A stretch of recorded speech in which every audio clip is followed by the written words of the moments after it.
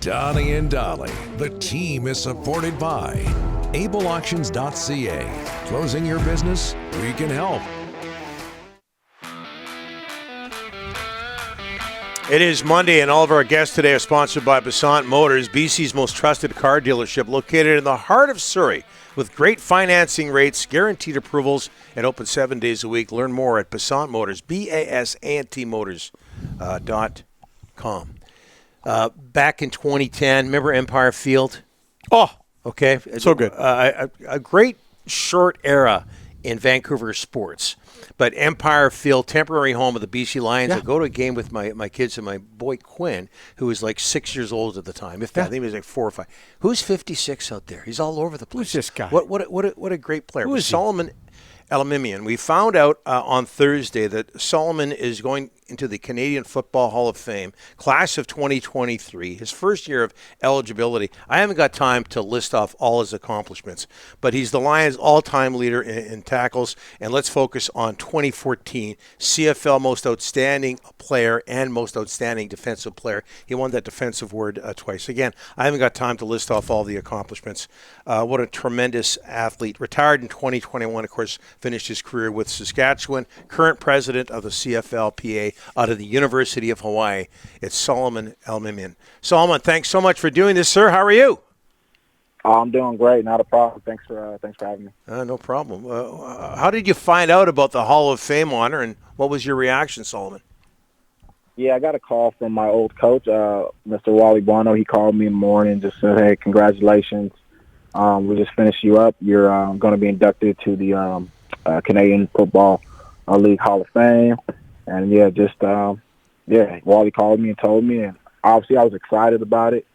But it really didn't hit me until I told my folks. I told my parents, and, that's when it kind of hit me, when my pop said, he made me proud of his son. So that's when it kind of started hitting me in terms of, just accomplishments. It's a high honor for sure.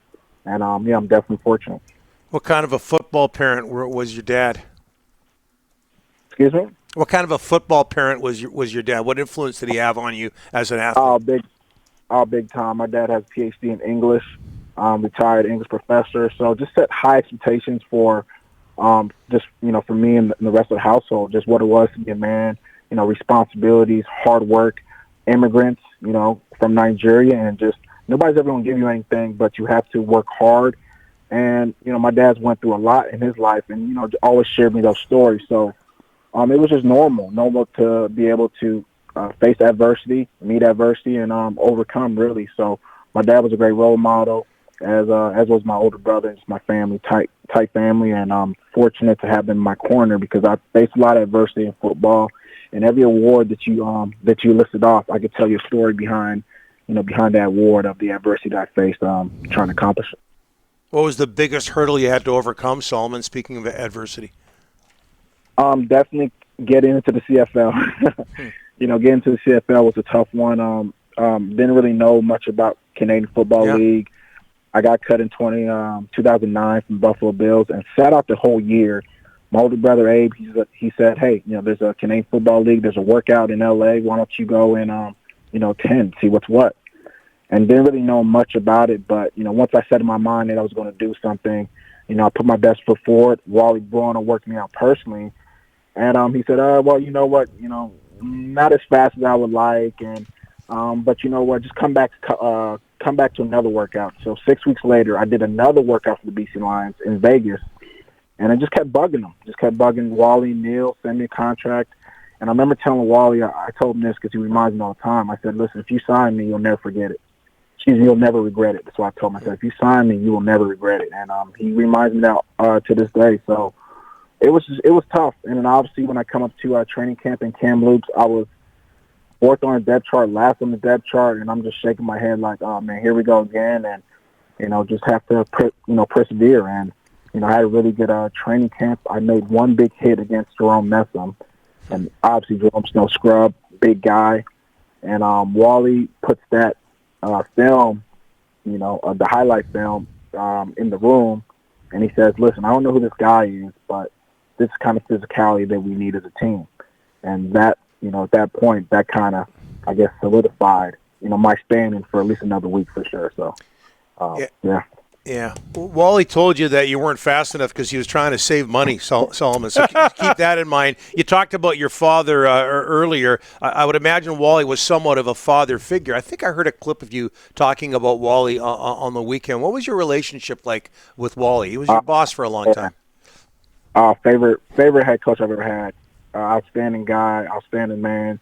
I think with Wally, he just, he gets the best out of people. You look at his track record, and he's going to get the best out of you. And he uses every way he can to do it. Like, I remember he would just come in the training room and he would just, make little jokes that he knew would offend me, that would get me mad and get me ready to play. So Wally's been a father figure for sure. The first few years, we definitely had a lot of differences. You mentioned, he doesn't like paying guys. So those were the differences we had the first few years. But, I think once I was able to establish myself, overcome adversity, obviously 2014, winning Most Outstanding Player award, the level of appreciation kind of changed between our relationship, and he's forever going to be one of my favorite people just because of just what he was able to instill, and not just me, but in so many guys that played for him. Solomon, it's always great when, you grew up in Los Angeles. You were told you were undersized. You weren't going to play pro, the whole 9 yards. And here you end up coming up to Canada, CFL Hall of Fame. You end up living in Vancouver.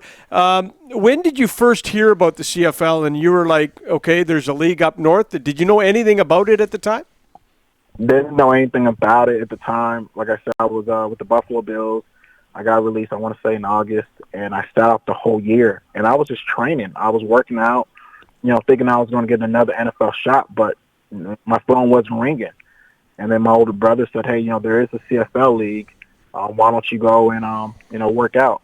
And, I put my best foot forward, and it actually worked out for me. So, like I said, I've been used to adversity.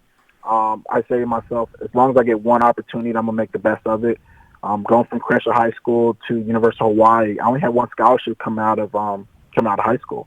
A bunch of Pac-10 schools looking at me, but it wasn't big enough for them. They never offered me a scholarship, so I went to Hawaii and I did some really good things there. Had some amazing coaches, great teammates, and was able to leave Hawaii as the top tackle leader, and I finished Defensive Player of the Year my senior year. So it's just adversity, and it's normal. My dad taught me that nothing great comes in life that's easy. You're going to have to work for it. And I tell all the young kids that you want to be great. The guys you look up to, LeBron, Michael, whoever it is you look up to, they got a bunch of stories of adversity, and as long as you want to pay that price, you can be great as well. All right, you're the president of the CFLPA still. Talk about the relationship with the players and the owners and the commissioner. Yeah, the CFL is a great league. Like I said, it's given me so many opportunities in life. Canada is still my home. Vancouver is where I reside. And, it's, for me, being part of the PA and being president is a way for me to give back. It's really a way for me to give back. I think the CFL has a lot of potential. I think the best days are ahead. And obviously some of the moves that, were made, and, the CFL facilitating that deal with the Montreal ownership group, that's a positive step forward. Obviously, the deal with junior sports, there's going to be a lot of positive things that come from that. And for me, being CFL president, voted by my peers, it's just a way for me to help. Like I said, I feel like the CFL gives a lot of opportunities to a lot of players, throughout the world, right? So, the best days are ahead of itself, and I'm enjoying this role. It's a way that I can give back. It's a way I can still, be involved. One more for you, Solomon. We got this, Ryan? We got the clip. I hate to do this to you. I know you're joining us on phone. I hope this works. I hope you can hear this. But we're going to run a clip for you. Then I want to, afterwards, get your reaction. Tell us what was going on here. Go ahead. Hey, who are you? What'd you say? Hey, get some. Get some. Get some. Keep running hitches on your side. Just tackle. Just tackle. We don't know who you are. Keep walking. Keep walking. We don't know who you are. What's up? Yeah, one of my all-time favorite clips. Love it. Solomon, I think that was a game, was either halftime interview with Jermaine Franklin or at the end of a game in Calgary. What was going on there? Yeah, that was Calgary. There's a halftime interview with Jermaine Franklin of TSN, and I'm getting ready to do my interview at halftime. And Fred Bennett, Calgary player, he walks by, he says something crazy, and I'm just kind of like, the disrespect. I'm about to do an interview here with Jermaine Franklin at halftime, and you got the nerve to come and talk crap to me. And I just let him have it, and it was an organic moment, right? I didn't know the cameras were rolling. I think that's what made such a great video. And to this day, Travis Lulay reminds me that the best part about the video is I didn't cuss, right? It's all fun, Fred's a good guy, no problems there. But that's football, You talk smack, you play physical. You impose your will on the next player, and you have fun doing it. And I think the fans got a glimpse of what kind of goes on between the lines. Now, it was fun, and the passion came through. And Travis Lulay stole the words right out of my mouth. I was going to say that was very impressive that you didn't swear once. Yeah. Hey, Solomon, congratulations on this. You've been a pleasure to deal with since 2010, and all the best. And have a great time in September when the induction ceremony takes place. I appreciate it. Thanks for having me again, guys. Thanks again. You bet. Thanks. Solomon Elimimian, one of the great athletes to grace the city of Vancouver.